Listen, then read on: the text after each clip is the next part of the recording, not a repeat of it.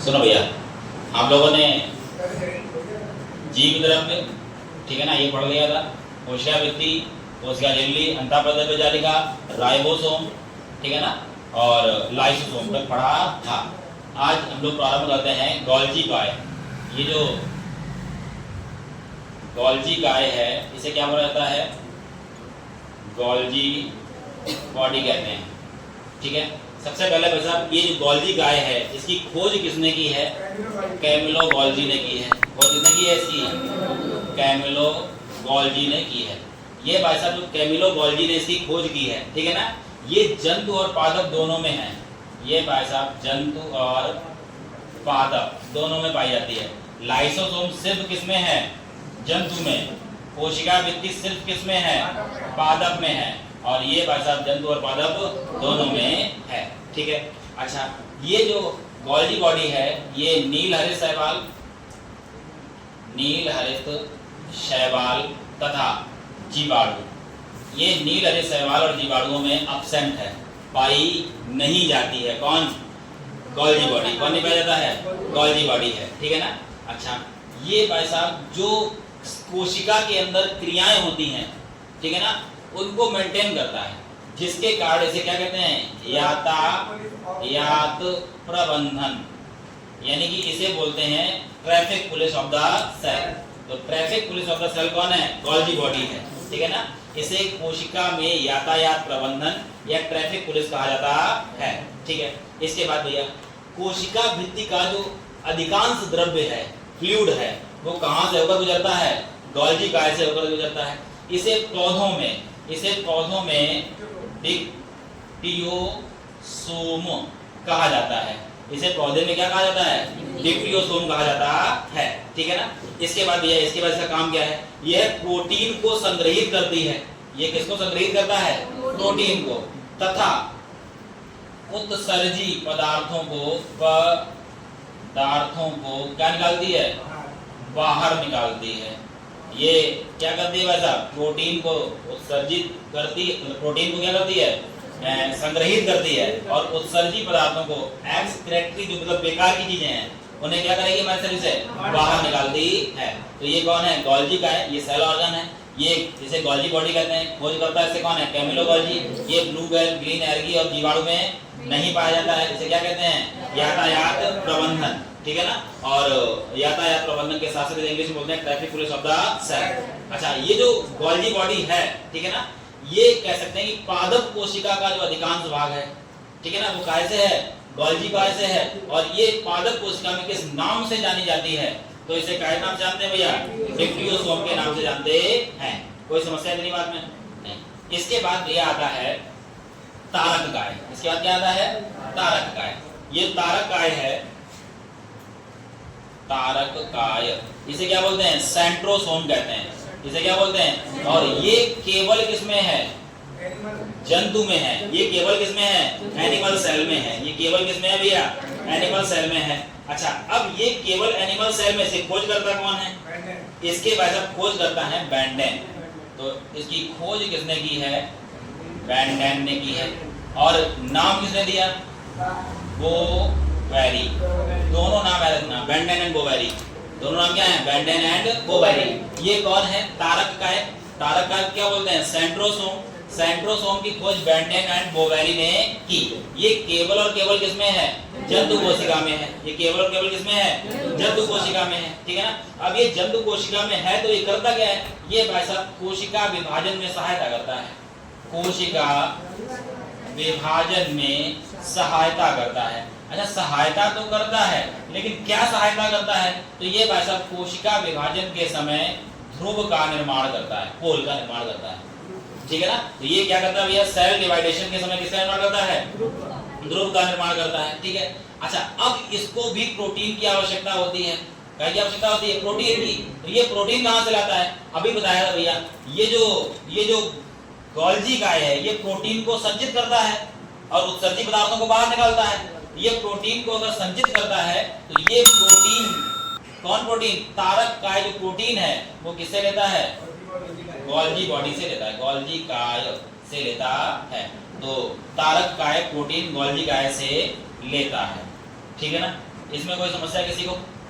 बहुत सरल सा है। इसका मेन भाई साहब यही है कि केवल जंतु कोशिका में पहला सबसे इंपॉर्टेंट यही है, ये क्या करता है, सेल डिवाइडेशन में हेल्प करता है, और सेल डिवाइडेशन में ये पोल का निर्माण करता है। जब इसको प्रोटीन की रिक्वायरमेंट होती है तो ये किससे ले लेता है, और खोज करता कौन है, मेंडेन एंड कोवेरी। खोज करता कौन है, मेंडेन एंड कोवेरी। अब भाई साहब मोस्ट इंपॉर्टेंट सेल ऑर्गन है, इसका नाम है माइटोकॉन्ड्रिया। ये जो माइटोकॉन्ड्रिया है, ठीक है ना, सबसे पहले तो वैसा माइटोकॉन्ड्रिया है कैसी, तो माइटोकॉन्ड्रिया कैसी है, तो माइटोकॉन्ड्रिया इस प्रकार से है। एक फर्स्ट लेयर इसकी ये है, सेकंड लेयर है ये है, इसकी जो सेकंड लेयर है इसे क्रिस्टी कहते हैं। तो ये डबल लेयर्ड स्ट्रक्चर है, कौन, माइटोकॉन्ड्रिया।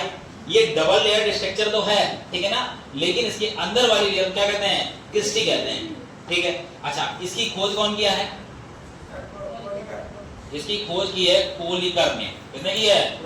अच्छा, दूसरे वैज्ञानिक का नाम है अल्टमैन। अल्टमैन ने इसे बायोप्लास्ट कहा। इसके बाद भैया, इसके बाद एक नाम है वेंडा। वेंडा ने नाम दिया, जो नाम चल रहा है माइटोकॉन्ड्रिया, ये शब्द को देने वाला कौन है, वेंडा है। ये शब्द देने वाला कौन है, वेंडा। इनका पूरा नाम था सी वेंडा। पूरा नाम क्या है, सी वेंडा, और साल है 1897। इन्होंने क्या नाम दे दिया, माइटोकॉन्ड्रिया शब्द दे दिया है, माइटोकॉन्ड्रिया नाम दिया, इसी के नाम से अभी जाना जाता है, ठीक है। कोई समस्या इतनी बात में? अच्छा, इसके बाद भैया, ये भी जीवाणु और नील हरित शैवाल में नहीं पाया जाता। ये किस में नहीं है, तो भाई साहब ये जीवाणु में नहीं है, नील हरित शैवाल में भी नहीं, एब्सेंट है, ठीक है। इसके बाद भैया, इसके अगर याद करो एक बात बताई थी जब पढ़ाया था प्रोकैरियोटिक यूकैरियोटिक, तो भाई साहब जो यूकैरियोटिक जीव हैं, कौन से जीव हैं, यूकैरियोटिक। ये जो यूकैरियोटिक जीव हैं, बड़े वाले जीव जो हैं, इनमें जो श्वसन है, श्वसन जो है, ये भाई साहब काय में होता है, माइटोकॉन्ड्रिया में होता है। बहुत बार प्रश्न आया है। कैसे प्रश्न है कि कौन सा सेल ऑर्गन श्वसन करता है, तो कौन है, माइटोकॉन्ड्रिया। दूसरा प्रश्न क्या कर सकते हैं कि रेस्पिरेटरी ऑर्गन कौन है, तो बात सुनना, रेस्पिरेटरी ऑर्गन लंग्स हैं, फेफड़े। अच्छा, हम लोग श्वसन में कौन सा प्रयोग करते हैं, मुख्य रूप से फेफड़े, लेकिन रेस्पिरेटरी सेल ऑर्गन कौन सा है, तब आंसर क्या है, माइटोकॉन्ड्रिया। श्वसन का मेन जो काम है वो कहां होता है, माइटोकॉन्ड्रिया में होता है, ठीक है ना। इसमें कोई समस्या भैया? अच्छा, इसके बाद भैया, ये जो माइटोकॉन्ड्रिया है, ठीक है ना, ये जो हम खाना खाते हैं, खाना जो खाते हैं उससे जो कार्बोहाइड्रेट है, कार्बोहाइड्रेट या जो भोज्य पदार्थ है, उनका ऑक्सीकरण करता है, और सरल भाषा में उनको तोड़ने का काम करता है, ठीक है ना। कौन करता है, माइटोकॉन्ड्रिया। और जब बाजार टूट फूट हो जाएगी, तो बाजार टूट फूट होने के बाद ये जो माइटोकॉन्ड्रिया है, ये ऊर्जा का निर्माण करता है। किसका निर्माण करता है, ऊर्जा। और ऊर्जा भाई साहब कायम बनती है, एटीपी के रूप में बनती है। हमारा शरीर प्रयोग करता है एडीपी के रूप में। ये है एडेनोसिन ट्राइफॉस्फेट, ये है एडेनोसिन डाइफॉस्फेट।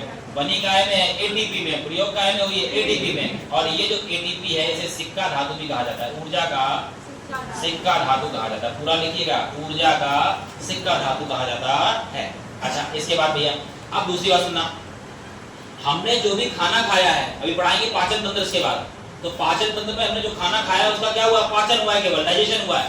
डाइजेशन होने के बाद हमें ऊर्जा नहीं मिली है। ऊर्जा हमें तब मिलेगी जब हम श्वसन करते हैं, और श्वसन करवाता कौन है, माइटोकॉन्ड्रिया। और श्वसन का मतलब है कि ऑक्सीजन काम करती है दहन का, और ऑक्सीजन दहन का काम करती है। उस दहन के पश्चात में क्या मिलती है, ऊर्जा मिलती है। दहन के पश्चात में क्या मिलती है, ऊर्जा मिलती है, ठीक है भैया। इसके बाद भैया, ये जो सेल ऑर्गन है माइटोकॉन्ड्रिया, इसमें कौन प्रेजेंट है, डीएनए पाया जाता है। इसमें क्या पाया जाता है, डीएनए पाया जाता है। इसमें क्या पाया जाता है, डीएनए पाया जाता है। अच्छा, अब इससे एटीपी सब कुछ मिला। मेन हीरो कौन मिला, ऊर्जा। ऊर्जा हमें काय के बाद मिल रही है, माइटोकॉन्ड्रिया से मिल रही है। इसलिए माइटोकॉन्ड्रिया को क्या कहा जाता है, ऊर्जा का शक्ति ग्रह, और इसे इंग्लिश में बोलते हैं power house of the cell. Power house of the cell किसे कहा जाता है, माइटोकॉन्ड्रिया को कहा जाता है। किसे कहा जाता है, माइटोकॉन्ड्रिया को कहा जाता है। अच्छा, इस माइटोकॉन्ड्रिया का अधिकतम भाग काय से बना है? लगभग 60 से 70% भाग। तो इस माइटोकॉन्ड्रिया का 60 से 70% भाग प्रोटीन का बना है। काय का बना है? प्रोटीन का बना है, ठीक है ना। इसके बाद भैया, इसके बाद 25% के आसपास क्या है? तो फास्फोलिपिड है। इसमें 25% के आसपास क्या है? फास्फोलिपिड। और जो बचा है इसमें 70 और 25 कितना हो गए? 95। तो 5 से 10% के आसपास इसमें डीएनए आरएनए होता है, ठीक है ना। या सीधा लिख दो 5% इसमें क्या है? डीएनए या आरएनए होता है। बस मेन कौन है? डीएनए है। मेन कौन है? तो कौन है? डीएनए है इसमें, ठीक है ना। इसमें भाई साहब किसी कोई समस्या? किसी कोई समस्या नहीं? तो फिर सुनना भाई साहब, माइटोकॉन्ड्रिया की खोज किसने की है? कोलिकर ने। किसने की है? कोलिकर ने की है। कोलिकर ने खोज की है। इसके बाद भैया दूसरा व्यक्ति कौन है? अल्टमैन। अल्टमैन ने से क्या कहा? बायोब्लास्ट। तीसरा कौन है? बेंटा। बेंटा ने क्या दिया है? नाम दिया है, ठीक है ना। ये जीवाणु और बैक्टीरिया और ब्लू ग्रीन एल्गी में नहीं है। यूकेरियोटिक कोशिकाओं में शोषण कहां होता है? माइटोकॉन्ड्रिया। बहुत इंपॉर्टेंट प्रश्न ये, ठीक है ना। रेस्पिरेटरी सेल ऑर्गन कौन है? तो कौन है ये? माइटोकॉन्ड्रिया। ये सेल ऑर्गन, बोलो, ठीक है ना। ये सेल ऑर्गन है। और अगर रेस्पिरेटरी ऑर्गन की बात की जाए तो कौन है? लंग्स, फेफड़े। इसके बाद भैया ये भोज्य पदार्थों को ऑक्सीकरण करता है, कार्बोहाइड्रेट का ऑक्सीकरण करता है। इसी के बाद क्या मिलता है? एटीपी। उसके बाद क्या होता है? एडीपी। यही से क्या मिलती है? ऊर्जा। इसीलिए इसे क्या कहते हैं? ऊर्जा का शक्ति ग्रह, या इसे क्या कहते हैं? Power house of the cell कहते हैं। कोई समस्या इतनी बात में? इतनी बात में कोई समस्या? ठीक है। माइटोकॉन्ड्रिया के बाद है लवक। ये लवक कहाँ पाया जाता है? प्लांट सेल में। इसके बाद है लवक, प्लास्टिक। ये भाई साहब कहाँ पाया जाता है? पादप कोशिका में पाया जाता है। अच्छा, इसकी खोज किसने की है? क्या नाम है? हैकल। और दूसरे का नाम क्या है? शिम्पर। हैकल और शिम्पर दो वैज्ञानिक हैं। इन्होंने क्या खोज की है? लवक। ये मुख्य रूप से कहाँ है? पादप कोशिका में है। मुख्य रूप से कहाँ है? पादप कोशिका में है, ठीक है। अच्छा, अगला पॉइंट सुनना भैया। ये जो लवक है, ठीक है ना, ये 3 प्रकार का है मुख्य रूप से। कितने प्रकार का है? 3 प्रकार का है। सुना भैया, पहला है वर्डी लवक, दूसरा है अवर्डी लवक और तीसरा है हरित, ठीक है ना। पहले वर्डी लवक की बात करते हैं। वर्डी, वर्ड मींस क्या होता है? रंग। ये पौधे के रंगीन भागों में पाया जाता है। वर्डी लवक कहाँ पाया जाता है? पौधे के रंगीन भागों में पाया जाता है। पौधे के उन भागों में जहां सूर्य का प्रकाश आसानी से पहुंच जाता है, वहां क्या पाया जाएगा? वर्डी लवक पाया जाएगा। जहां सूर्य का प्रकाश आसानी से पहुंच जाएगा, वहां क्या पाया जाएगा? वर्डी लवक पाया जाता है। अब ये जो वर्डी लवक है, ठीक है ना, ये जो वर्डी लवक है, इसके बारे में ये आपने पढ़ा होगा। सबसे पहले तो हल्दी का रंग किस वर्णक के कारण होता है? तो कुकरमिन के कारण होता है। तो वो जो किस लवक के कारण होता है, वही लवक बात है, ठीक है ना। जो कलर को डिफाइन करता है, स्पेशल किसी क्वालिटी को डिफाइन करता है, उसी को क्या कहते हैं? वर्डी लवक कहते हैं। और ये वहां पाया जाता है जहां सूर्य का प्रकाश आसानी से क्या होता है? पहुंच जाता है। टमाटर का रंग क्या है? लाइकोपीन। टमाटर का रंग क्या है? लाइकोपीन है। चुकंदर क्या है? विटानिन। चुकंदर क्या है? विटानिन। हल्दी क्या है? कुकरमिन। हल्दी क्या है? कुकरमिन। बैगन जैंथोसाइनिन। बैगन का रंग किस कारण है? जैंथोसाइनिन के कारण है, ठीक है ना। आलू का हरा रंग सोलेनिन के कारण है, ठीक है ना। तो इसी प्रकार से होता है। दूसरा बच्चा क्या है? आ मीन्स नहीं, वर्ड मीन्स रंग। ये पौधे के रंगहीन भागों में पाया जाता है। कौन से भागों में पाया जाता है? रंगहीन। अच्छा, जब रंगहीन भाग होंगे कौन से? जहां सूर्य प्रकाश नहीं पहुंचता, जहां सूर्य का प्रकाश नहीं पहुंचता। अब जहां सूर्य का प्रकाश कहां नहीं पहुंचेगा? तो भाई साहब पहले तो जड़ों में नहीं पहुंचेगा, और जड़ों के साथ साथ भूमिगत तनों में नहीं पहुंचेगा। कहां नहीं पहुंचेगा? जड़ों में और भूमिगत तनों में नहीं पहुंचेगा, ठीक है ना। जड़ों में और भूमिगत तनों में सूर्य का प्रकाश नहीं पहुंच रहा है, तो यहाँ कौन सा लवक है? अवर्णी लवक है। कौन सा लवक है? ये भाई साहब क्या करते हैं? तो ये प्रोटीन को, कार्बोहाइड्रेट को, वसा को संचित करते हैं। कौन से वाले? अवर्णी लवक हैं ये वसा, प्रोटीन, कार्बोहाइड्रेट को संचित करते हैं। क्या करते हैं? स्टोर करके रखते हैं। ठीक है। इसके बाद भैया ये जो अवर्णी लवक है इसको भी कितने भागों में बांटा गया है? 3 भागों में बांटा गया है। पहला है एमाइलोप्लास्ट। ये जो एमाइलोप्लास्ट है ये स्टार्च को स्टोर करता है। स्टार्च क्या है? ये कार्बोहाइड्रेट कह सकते हैं, ये स्टार्च को स्टोर करता है। दूसरा है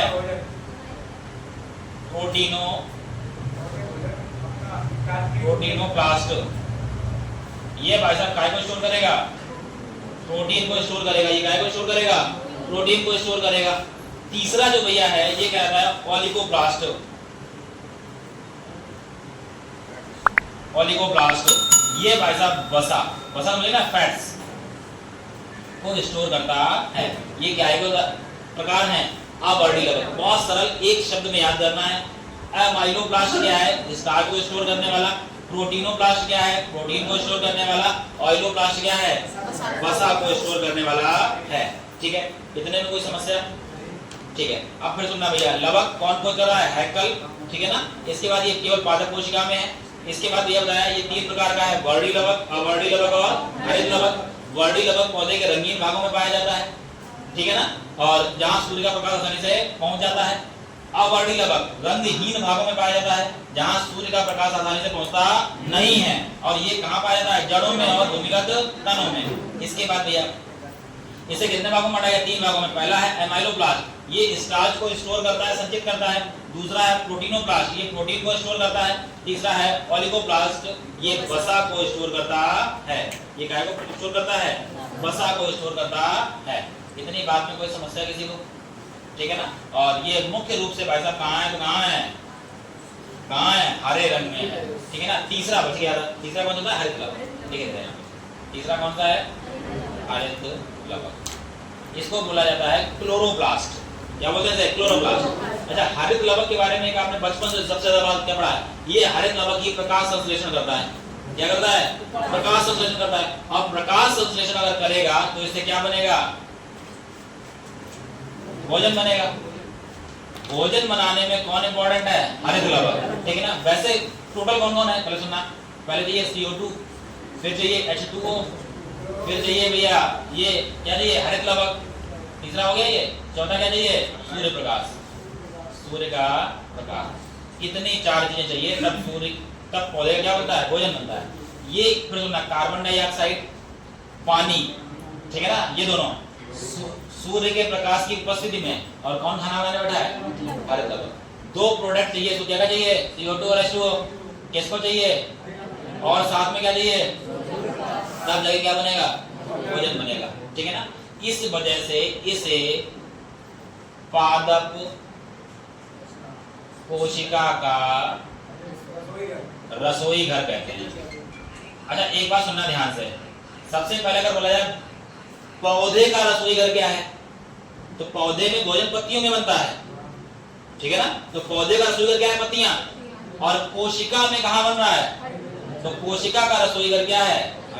दोनों अंतर समझ में आ गया। अच्छा, अब दूसरी बात सुनना भैया।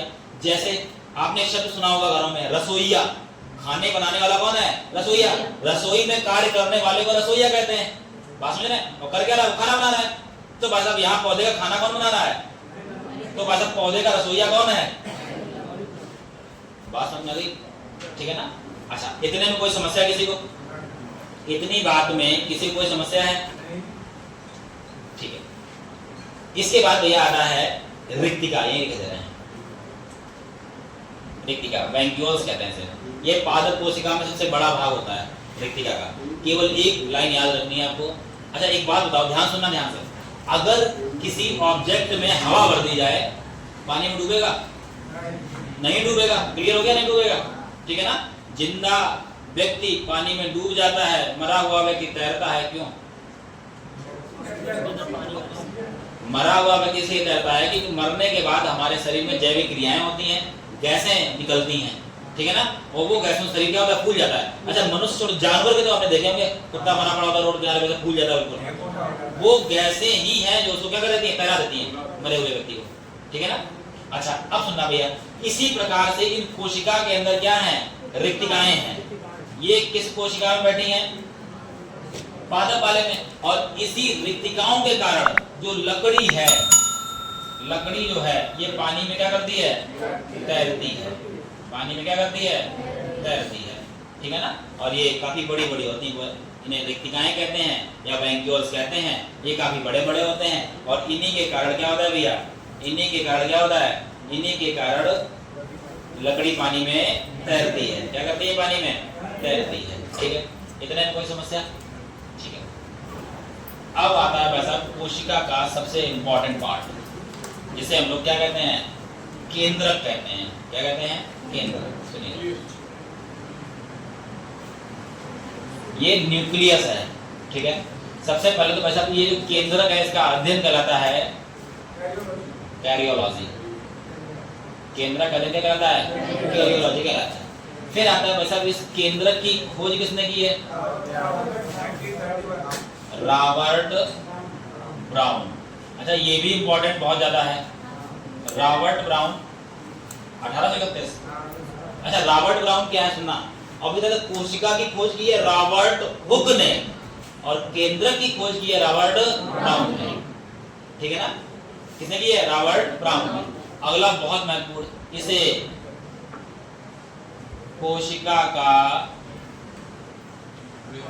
मस्तिष्क कहते हैं, ब्रेन ऑफ द सेल। क्या कहते हैं, ब्रेन ऑफ द सेल कहते हैं, ठीक है ना। ध्यान सुनना भैया, प्रोफेसर हक्सले ने क्या कहा था, जीव द्रव्य जीवन का भौतिक आधार है। कौन बोला है, प्रोफेसर हक्सले। इसके बाद भैया अंतःप्रतंभ जालिका, इसे कोशिका का स्केलेटन कहा जाता है, कंकाल तंत्र कहा जाता है। इसके बाद राइबोसोम, इसे प्रोटीन की फैक्ट्री कहा जाता है। इसके बाद लाइसोसोम, इसे भाई साहब एंजाइम का पैकेट कहा जाता है, डाइजेस्टिव बैग कहा जाता है, lock and key of the cell कहा जाता है, और अंतिम नाम है suicide bag of the cell कहा जाता है। आत्महत्या की थैली। गोल्जी गाय, ठीक है ना, गोल्जी गाय को भाई साहब कहा जाता है traffic police of the cell, ठीक है ना, ट्रैफिक पुलिस कहा जाता है। इसके बाद तारक का है, ये सेल डिवाइडेशन में हेल्प करता है। Mitochondria, power house of the cell, इसे ऊर्जा का शक्ति गृह कहते हैं। लवक में, हरित लवक को क्या कहते हैं, हरित लवक को क्या कहते हैं, अभी अभी लिखा था, हरित लवक को क्या कहते हैं, रसोई घर। क्या कहते हैं, रसोई घर। इसके बाद रिक्तिका, इसे भाई साहब क्या कहते हैं, ये तैरने में सहायक है, और इसी कारण लकड़ी जो है पानी में तैरती रहती है। और सबसे इंपॉर्टेंट मतलब ब्रेन ऑफ द सेल क्या है, केंद्रक है। ब्रेन ऑफ द सेल क्या है, केंद्रक है। कोई समस्या इतनी बात में। इसमें 4 चीजें हैं मुख्य रूप से केंद्रक में। पहला भैया है केंद्रक कला, इसे इंग्लिश में बोलते हैं न्यूक्लियस मेम्ब्रेन, ठीक है ना। केंद्रक कला का मतलब है, ये जो आउटर लेयर आपको दिख रही है गोल छली जैसी, ये यही जो है, यही क्या कहलाता है, केंद्रक मेम्ब्रेन कहलाती है, केंद्रक कला कहलाती है, न्यूक्लियो मेम्ब्रेन कहते हैं, न्यूक्लियस मेम्ब्रेन कहते हैं, इसी को कहते हैं, ठीक है ना। इसके बाद भैया ये जो केंद्रक कला है, ठीक है ना, ये काय की बनी है, तो ये बनी है लाइपो प्रोटीन की बनी है, यानी कि इसमें लिपिड है और क्या है, प्रोटीन है। लिपिड है और क्या है, प्रोटीन है। इसी के अंदर पूरा फंक्शन काम कर रहा है, किसका, काय का काम कर रहा है, केंद्रक का। दूसरा भैया, दूसरा इसके अंदर फ्लूइड भरा है, इसे हम लोग कहते हैं केंद्रक द्रव्य, इसे बोलते हैं न्यूक्लियोप्लाज्म। क्या कहते हैं, न्यूक्लियोप्लाज्म कहते हैं। ये न्यूक्लिक प्रोटीन का बना है, ये न्यूक्लिक प्रोटीन का बना है। ये जो केंद्रक द्रव्य है, इसमें भाई साहब डीएनए भी है, आरएनए भी है। याद करो जरा, बताए थे जीव द्रव्य को 2 भागों में बांटा गया है, पहला कोशिका द्रव्य और दूसरा केंद्रक द्रव्य। कोशिका द्रव्य कहाँ है, केंद्रक से लेके और इस एरिया में जो पानी भरा है क्या बोलते हैं, कोशिका द्रव्य, ठीक है ना। और इसके बाद भैया जो केंद्रक के अंदर फ्लूइड भरा है उसे क्या बोलते हैं, केंद्रक द्रव्य कहते हैं। इसमें डीएनए आरएनए दोनों होते हैं, ठीक है। कोई समस्या भैया, इसमें राइबोसोम भी होते हैं, याद करो, लिखवाया था राइबोसोम। राइबोसोम बनते ही कहाँ है, केंद्रिका में, और केंद्रिका है कहाँ, केंद्रक में। केंद्रिका है कहाँ? केंद्रक में। तो यहाँ केंद्रिका में राइबोसोम बनते हैं, फिर यहाँ से जाके अंतः प्रतिपिंडारिका पर चिपक जाते हैं और यही राइबोसोम क्या कहलाते हैं? प्रोटीन की फैक्ट्री कहलाते हैं। तीसरा भैया, तीसरा है केंद्रिका। केंद्रिका जो है इसे बोलते हैं न्यूक्लियोलस और इसकी खोज की है फोंटाना ने। फोंटाना। न्यूक्लियस की खोज किसने की है? रॉबर्ट ब्राउन ने। और न्यूक्लियोलस की खोज किसने की है? फोंटाना ने की है। किसने की है? फोंटाना ने की है। ठीक है ना। अच्छा, इसका जो नाम है केंद्रिका का नाम क्या है? न्यूक्लियोलस। ये नाम दिया है बोमैन ने। ये इन्होंने क्या दे दिया? इसका नाम दे दिया। इसमें भाई साहब 80 से 85% तो प्रोटीन है। क्या है? प्रोटीन। इसमें भाई साहब 10% के आसपास क्या है? आरएनए। और इसमें 5% के आसपास क्या है? डीएनए है। क्या है इसमें? डीएनए है। अच्छा, उसके बाद भैया केंद्रक के अंदर दो केंद्रिकाएं होती हैं। तो सुनना ध्यान से। इसमें केंद्रक में, पहले तो केंद्रक में दो केंद्रिकाएं होती हैं। ये जो केंद्रिका है इसमें जो प्रोटीन है उसे क्या बोलते हैं? हिस्टोन प्रोटीन कहते हैं। क्या कहते हैं? हिस्टोन प्रोटीन कहते हैं। हाँ भाई बताने जा रहे हैं। नंबर 4 लिख लो यहाँ पे। नंबर 4 है क्रोमैटिन धागे। इन्हें इंग्लिश में क्रोमैटिन थ्रेड्स कहते हैं। धागे मतलब क्या है? थ्रेड्स। ठीक है ना। अच्छा, ये जो क्रोमैटिन थ्रेड्स हैं, ये जब सेल डिवाइडेशन होता है उस सेल डिवाइडेशन में, ठीक है ना, यही धागे जो हैं संकुचित होकर गुणसूत्र का निर्माण करते हैं। इसे क्या कहते हैं? क्रोमोसोम कहते हैं। तो क्रोमैटिन धागे क्या हैं? सेल डिवाइडेशन के बाद ये संकुचित होते हैं, सिकुड़ते हैं और इसी के बाद ये काय में परिवर्तित हो जाते हैं। ये गुणसूत्र के रूप में परिवर्तित हो जाते हैं और प्रत्येक जीवधारी में गुणसूत्रों की संख्या कैसी है? फिक्स है। और ये हिस्टोन प्रोटीन है जो काय के लिए जिम्मेदार है, क्रोमोसोम बनाने के लिए जिम्मेदार है, जो काय के लिए जिम्मेदार है, क्रोमैटिन थ्रेड्स के लिए जिम्मेदार है। कोई समस्या इतनी बात में? मानव शरीर में कितने गुणसूत्र हैं? 23 जोड़ी। और 23 जोड़ी का मतलब कितने हो गए? 46 गुणसूत्र हैं। ठीक है ना। ठीक है, वो बात आप पढ़ेंगे अभी बाद में। ठीक है, इतने में कोई समस्या किसी को? अलग अलग जीवधारी में गुणसूत्रों की संख्या अलग अलग होती है। अलग अलग जीवधारी में गुणसूत्रों की संख्या अलग अलग होती है। जैसे मनुष्यों में कितनी है? 46 है। कुत्ते में होते हैं 39 पेयर। कुत्ते में कितने होते हैं? 39 पेयर। ठीक है ना। कितने हो गए ये? 78। ये कितने में होते हैं? कुत्ते में होते हैं। ठीक है ना। इसके खरगोश में होते हैं 22 जोड़ी, 44 गुणसूत्र होते हैं। तो अलग अलग जीवधारी में गुणसूत्रों की संख्या कैसी होती है? अलग अलग होती है। इसमें कोई समस्या है सर? नहीं। ठीक है। इसके बाद भैया ये किसकी बात हो गई? केंद्रक की। इसमें किसकी बात हो गई? केंद्रक की बात हो गई। ठीक है। अच्छा,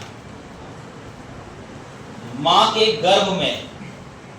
गर्भ में जब बच्चा जिस द्रव में रहता है, फ्लूइड जिसे बोलते हैं, ठीक है ना, गांव में घरों में बोलते हैं कि पानी की कमी ना हो, ठीक है ना, यूट्रस, तो उसे भाई साहब क्या कहते हैं? Amniotic fluid. पेपर में आया है ये। उसे क्या कहते हैं? एमनियोटिक फ्लूइड कहते हैं। माँ के गर्भ में जो बच्चा है, ठीक है ना, वो भाई साहब जिस द्रव में रहता है उस द्रव को क्या कहते हैं? एमनियोटिक फ्लूइड कहते हैं। एक बात। दूसरी बात भैया, बच्चे माँ के गर्भ में जो भोजन पानी करते हैं वो जिस नली से करते हैं उसे प्लेसेंटा कहते हैं। ठीक है ना। उसे क्या कहते हैं? प्लेसेंटा कहते हैं। ये दो बातें बस थोड़ा सही से याद रखना। ठीक है। अब बात करते हैं कोशिका विभाजन की। सुनिएगा,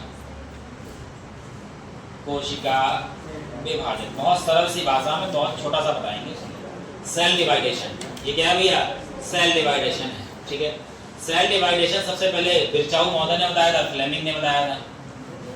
नाम है विर्चाऊ एंड फ्लेमिंग। अब सुनना भैया है क्या? ये 3 प्रकार का है। पहला कहलाता है असूत्री विभाजन। इसे बोलते हैं एमिटोसिस। इसे क्या बोलते हैं? एमिटोसिस। असूत्री विभाजन सूक्ष्म जीवों में होता है, समझो किसमें होता है, ये सूक्ष्म जीवों में होता है, ठीक है ना। कुछ कह सकते हैं एक कोशिकीय जीवों में होता है, किसमें होता है भैया, शैवाल, ईस्ट, प्रोटोजोआ, अमीबा, शैवाल, प्रोटोजोआ,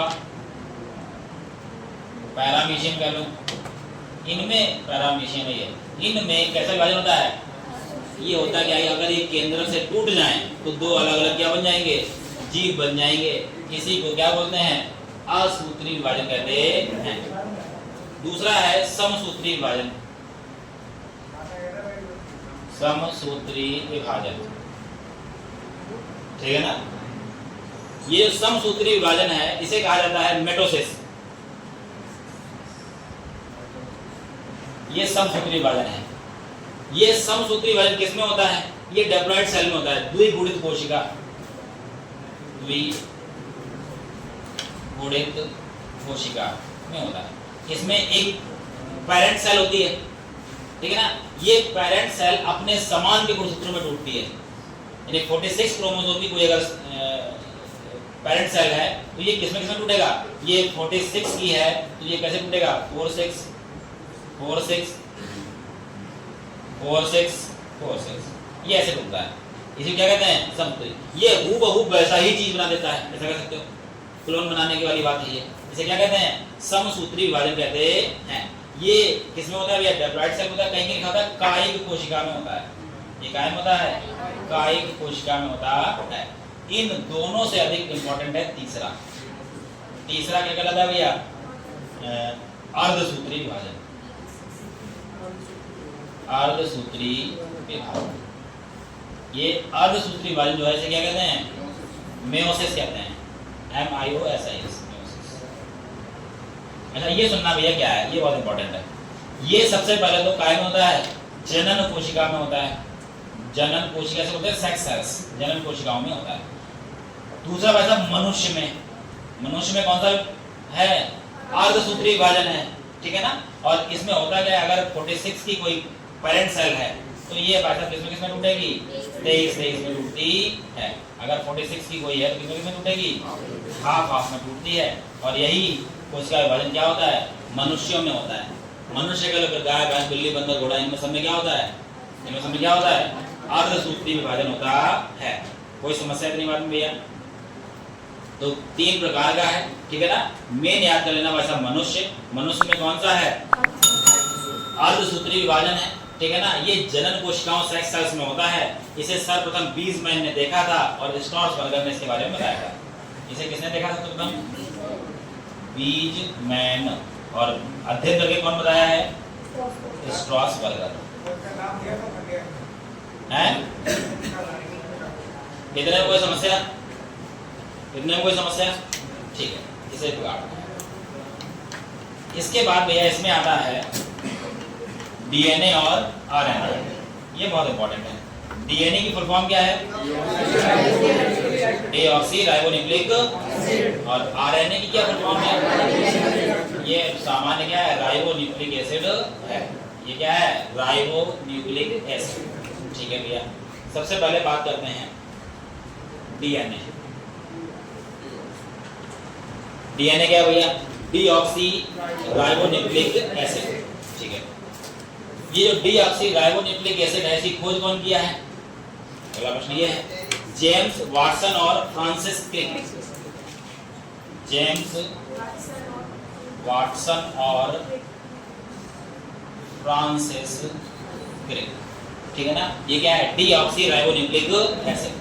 अच्छा अब ध्यान सुनना, मतलब ये आनुवांशिक पदार्थ है, क्या है भैया, वर्तमान समय में जो खोजें हुई हैं उनके आधार पर सूचनाओं को एक पीढ़ी से दूसरी पीढ़ी कौन ले जाता है, डीएनए ले जाता है, ठीक है ना।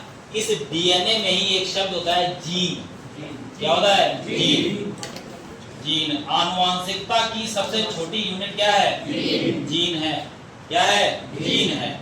अच्छा इसका शब्द आपने पढ़ा होगा, एक नस्ल के रूप में पढ़ा होगा।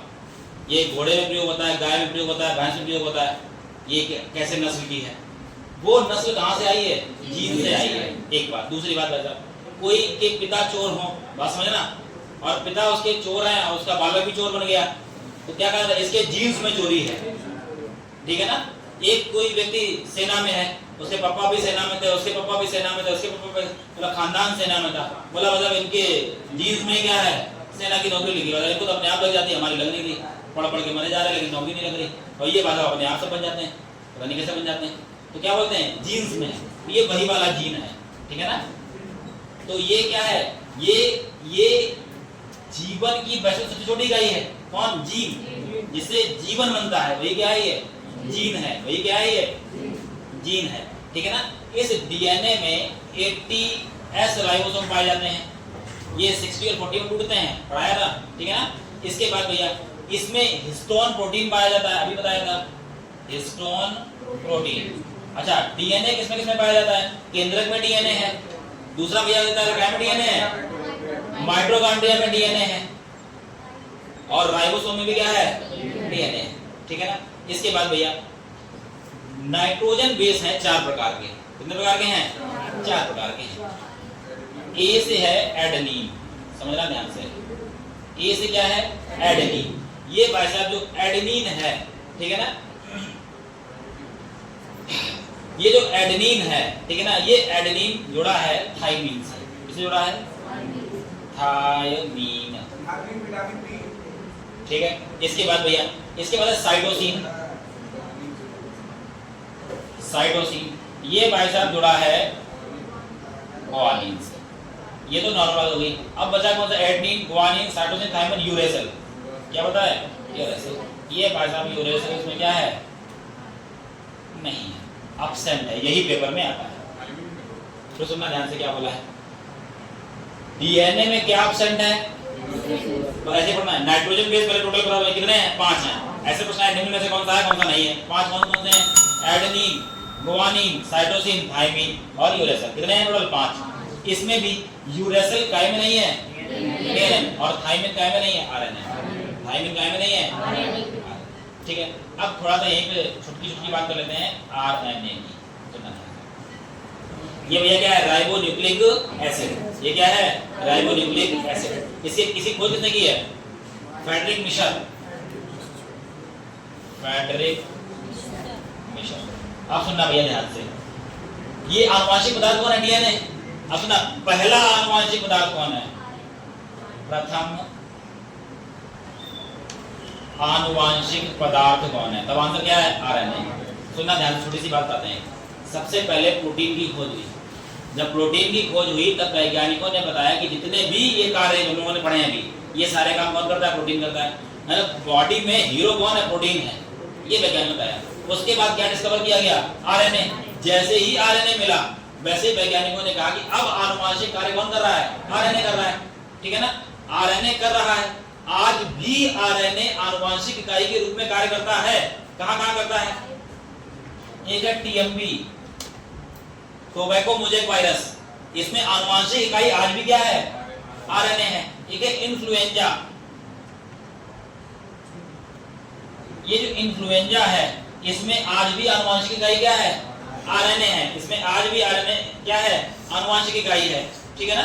इसके बाद भैया पहला आनुवांशिक पदार्थ क्या था, आरएनए था, और उसके बाद क्या डिस्कवर हुआ, डीएनए। जब डीएनए मिल गया तो मेन क्या कर देगा, मतलब सब कुछ कौन लेके जाता है, डीएनए लेके जाता है, ठीक है ना।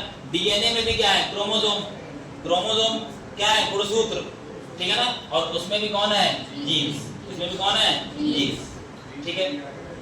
इसके बाद सुनना भैया, यहाँ पर 80S राइबोसोम है, तो आरएनए में कितना है, 70S राइबोसोम पाए जाएंगे, आरएनए में क्या पाया जाएगा, 70S, ठीक है ना।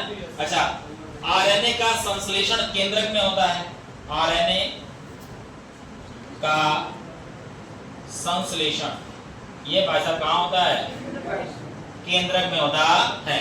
आरएनए का संश्लेषण कहाँ होता है, केंद्रक में होता है, ठीक है ना। इसके बाद भैया आरएनए में राइबोन्यूक्लिक श्रृंखला होती है, नाम ही इसका है राइबोन्यूक्लिक एसिड, तो नाम श्रृंखला का है कि इसमें राइबोन्यूक्लिक श्रृंखला है। अब बहुत इंपॉर्टेंट सुनना ध्यान से, अभी हम लोगों ने पढ़ा डीएनए में कौन एब्सेंट है, कौन एब्सेंट है, यूरेसिल। अब बात करते हैं इसकी आरएनए की। आरएनए में भाई साहब एडेनिन जो है ये भाई साहब यूरेसिल से जुड़ा होता है, ठीक है ना, इसमें कोई अंतर नहीं है। ग्वानिन का जुड़ा है, साइटोसिन से, और इसमें जो थायमीन है ये भाई साहब नहीं है। ये थायमीन किसमें नहीं है? यूरेसिल किसमें नहीं है? नाइट्रोजन बेस कितने हैं? 5। कौन कौन से हैं? Adenine, guanine, cytosine, thymine, uracil. कितने हैं ये? 5 हैं, ठीक है ना। 5 में डीएनए में कौन नहीं है? यूरेसिल। और आरएनए में कौन नहीं है? थायमीन। आरएनए में कौन नहीं है? थायमीन नहीं है, ठीक है। इतने में कोई समस्या?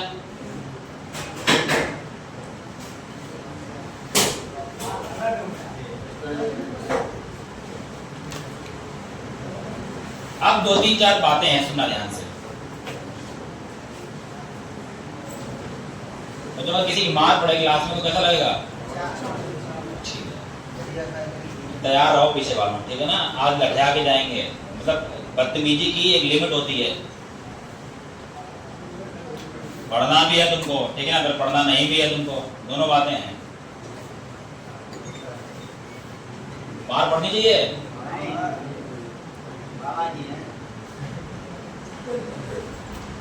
सुनो भैया,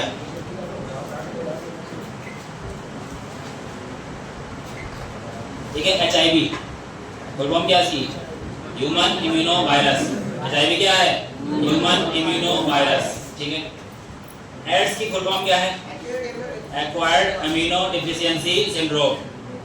एड्स की फुल फॉर्म क्या है? Acquired amino deficiency syndrome. AIDS बीमारी का वायरस कौन है? HIV। HIV फुल फॉर्म क्या है? ह्यूमन इम्यूनो वायरस, ठीक है। इसके बाद भैया इन्फ्लुएंजा बताया था अभी। इन्फ्लुएंजा में क्या पाया जाता है? RNA। और टोबैको मोज़ेक वायरस में भी क्या पाया जाता है? RNA पाया जाता है। जेनेटिक कोड की खोज किसने की है? जेनेटिक कोड डॉक्टर हर गोविंद खुराना। इन्होंने क्या दिया है? जेनेटिक कोड, ठीक है भैया। जंपिंग जीन की खोज किसने की? जंपिंग जीन की खोज की थी मैक क्लिंटॉफ ने। इसके बाद भैया है one gene one enzyme. One gene one enzyme सिद्धांत, ये किसने दिया है? बीगल एवं क्रेटम ने। इसके बाद है DNA का द्वि कुंडलित मॉडल, ये किसने दिया है? वाटसन एवं क्रिक ने। इसके बाद भैया है आनुवांशिकता के जनक। आनुवांशिकता के जनक ये है, कौन है? Gregor Johan Mendel. Gregor John Mendel के लिखा था, ठीक है ना, एक ही बात है, मेंडल। अच्छा, ये जो मेंडल भाई साहब हैं, इन्होंने खोज की थी काय पे? इसको याद नहीं, उद्यान मटर है। कौन सी मटर है? उद्यान मटर है। मटर है तो कौन सी मटर है? उद्यान मटर है, ठीक है ना। जैव विकास सिद्धांत, जैव विकास सिद्धांत ये दिया है चार्ल्स डार्विन ने। ये किसने दिया है? चार्ल्स डार्विन ने दिया है।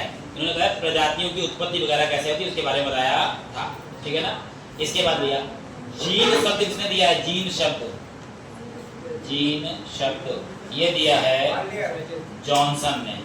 जीन शब्द किसने दिया है? जॉनसन ने दिया है, ठीक है ना। कोई समस्या धन्यवाद में, ठीक है। अब भाई साहब इसमें कोई ऐसी बात जो आपको समझ में ना आई हो? देख बोलो, देख लो सर। ये उद्यान मटर, Gregor Johan Mendel, John Mendel ले लो तुम, जॉन, ठीक है ना। मेन नाम क्या है इनका? मेंडल, ठीक है ना। वो अलग है, आवाज सारणी वाले मेंडलीव है वो। ये कौन है? मेंडल है। ये कौन है? मेंडल।